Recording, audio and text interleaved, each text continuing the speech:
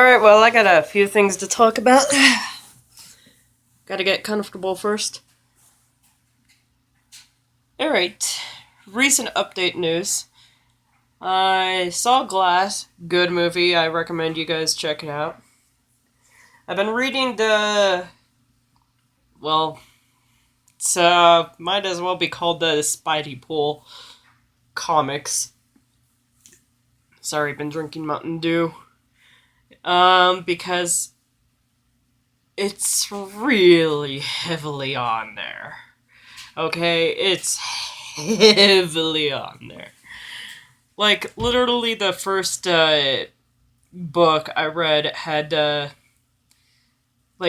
closer to the end of the book, Deadpool killed Spider Man after they literally partied. Well, he killed Peter Parker, but he didn't know Peter Parker and Spider Man are the same person. So there's a little bit of tension in there. And and he only killed Peter Parker because he thought Peter Parker was a bad guy because, like a successful CEO businessmen are always assholes. I mean, yeah, I'm not gonna argue with that. I mean, look at Donald Trump. I'm kidding. I'm not gonna, throw shade on our president, okay? I'm just making a joke, okay? I mean, your political beliefs are your own, okay? Just let me throw some shade every now and then, alright? But, when Deadpool, visits hell with his wife, Shikla? I think it's Shikla. And Peter Parker doesn't show up. He realizes, oh, may have messed up. I gotta go ahead and bring him back. Too bad that he brought Peter Parker back once, killed him, and had to do it again. And then he had to do it on a more creative way, without his wife's help, which actually was pretty cool, and it was really heartwarming, especially when Peter Parker came in as Spider Man, and if you haven't read it, just read it. Okay, it's it's so gay. Like, it's super gay. Okay, but it's so heartwarming at the same time. It's not cringy or anything. It's really sweet. And I just find it really hard not to support it. And it's like Peter Parker in this issue is closer in age to Deadpool, and it's not cringy at all. It's not creepy or anything. The only creepy aspect of it is that Deadpool is married, but apparently he has this list of people he can probably get away with dating that he arranged with his wife before he got married, and apparently Peter Parker's on that list. Well, not Peter Parker Spider Man, but you know what I mean. And yeah, it's Deadpool really likes Spider Man. He really wants to he wants to aspire to be like Spider Man. Spider Man starting to warm up to Deadpool, but every once in a while, Deadpool, kind of shows his colors, and Spider Man's like. And it's a kind of see this back and forth thing going on between each other. I have I got most of the books on hold from the library. I'm waiting for volume 2. And I've been reading Super Sons, which is also really good. I don't know. I'm just really into that whole dynamic where character A and character B don't get along, but eventually they become friends. And that's my cup of tea right there. And yeah. And as for Glass, it was really good. I'm not gonna get into any spoilers, but me and my brother watched Glass, and then a day later, we watched Unbreakable, and I highly recommend you watch the entire series of starting from Unbreakable, all the way up to Glass, because it'll make more sense that way. There's definitely hints and clues and Easter eggs tying in the whole series together. And no spoilers, but shit gets real.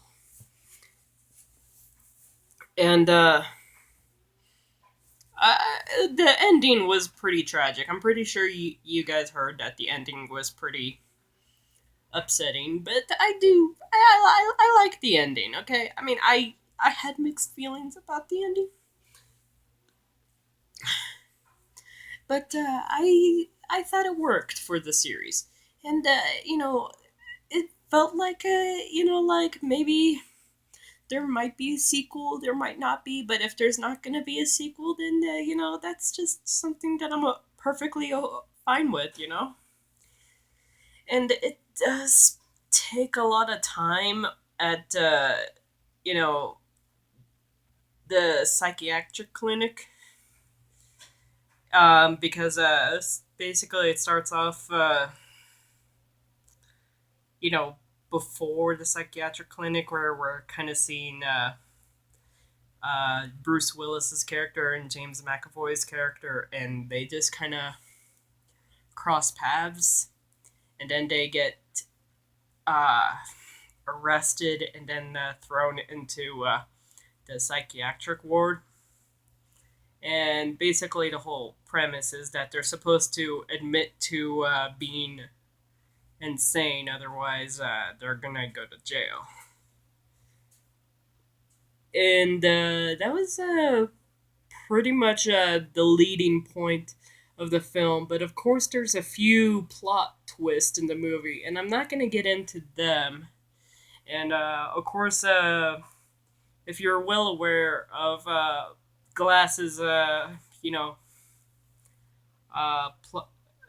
Night Shyamalan's style and plot twists. And there's plenty of videos out there that have already delved into the explanation of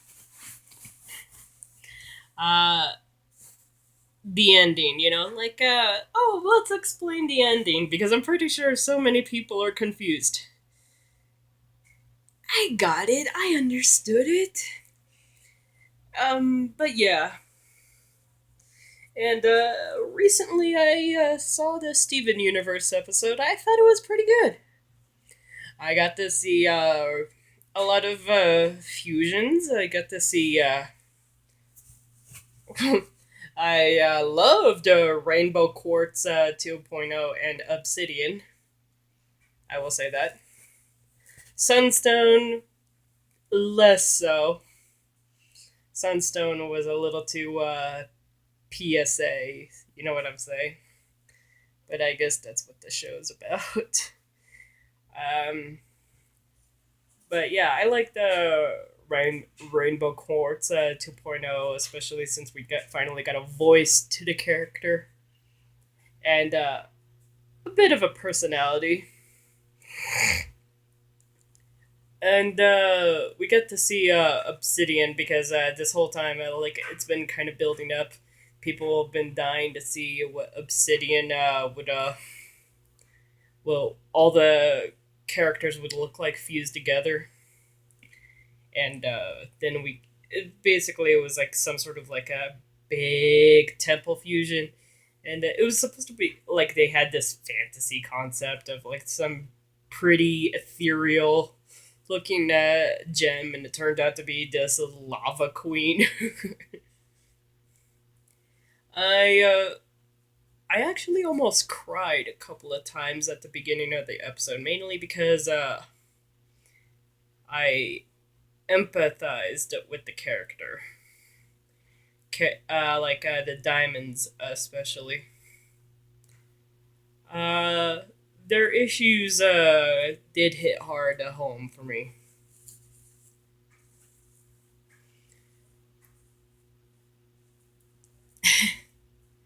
And I do like a lot of the memes going on Tumblr and the internet about uh, uh, the special. And so many people are saying, "Oh, it's a finale." I heard that there's going to be a movie coming out because yes, there is a movie coming out, and I heard there is one more season. What are we going to do for one more season? It seemed like everything was clean cut and settled. At least give us a movie and then we'd be settled and done with. But what are we going to do for one more season? I'm fine. Is it just going to be nothing but filler? With the movie, it would just be kind of cool to see. Like what? Like I'd be surprised to see what we get for the movie. But with one more season, what are we gonna get in that one? Are we gonna get like a Lapidot fusion?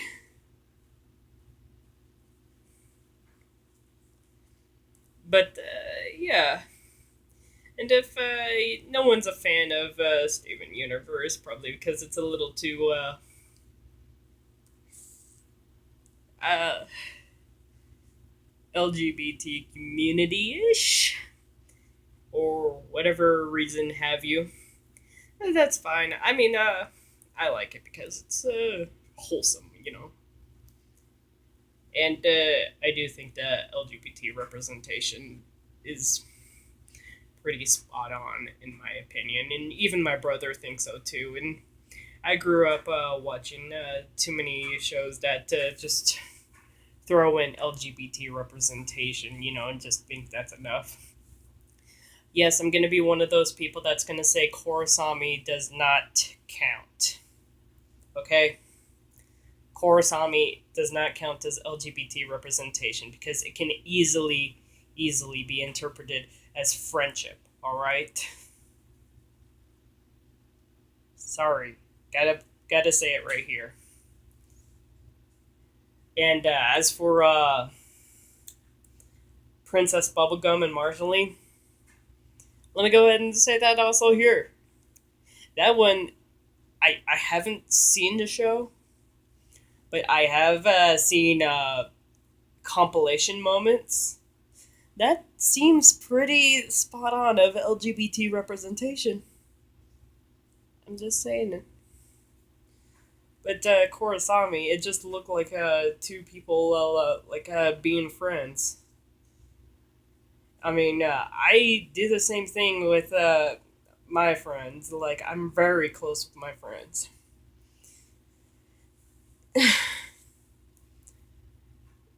But just kind of like throwing it in there at the end and saying that they're a couple. Like, yes, you can say they're bisexual because you can say that, but saying that the ending uh, makes them together, I wouldn't know about that, especially since every hint and clue throughout the entire series was leading up to that moment. I wouldn't know about that. If anything, I think Steven Universe is more out there than with the LGBT representation than uh, effing Legend of Korra. And then there's Adventure Time with Princess Bubblegum and Marjoline. You know, I mean I know that they had to be super careful with their what they had to put on content back then because it's LGBT stuff is considered adult and they had to really dial it down for the children.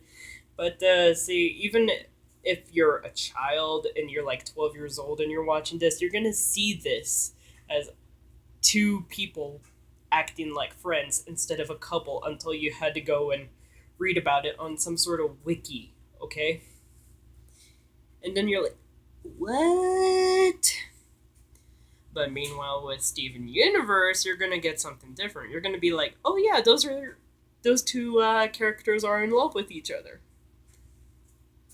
Yeah, Cartoon Network isn't even scared to throw in LGBT content in their shows anymore. They're not. They don't care. Is anyone else besides me noticing that? They literally got a bunch of on screen kisses all over the place between two characters that are canonically the same gender. They got a gay wedding. I'm not the only one noticing that.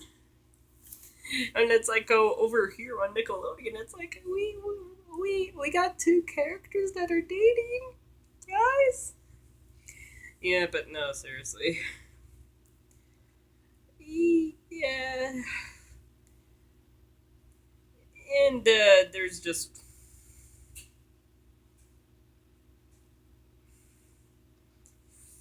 I mean, if I think I'm done talking here. I got nothing else to say. I might as well just read a book. Uh, it's been a while since talked here. I kind of just been lazy and waiting for something good to come along. Then I got a bunch of random stuff slapped in my face by movies, comics, and Steven Universe. So, yeah, just wanted to slam that up on you. Enjoy. Keep reading, guys. Bye.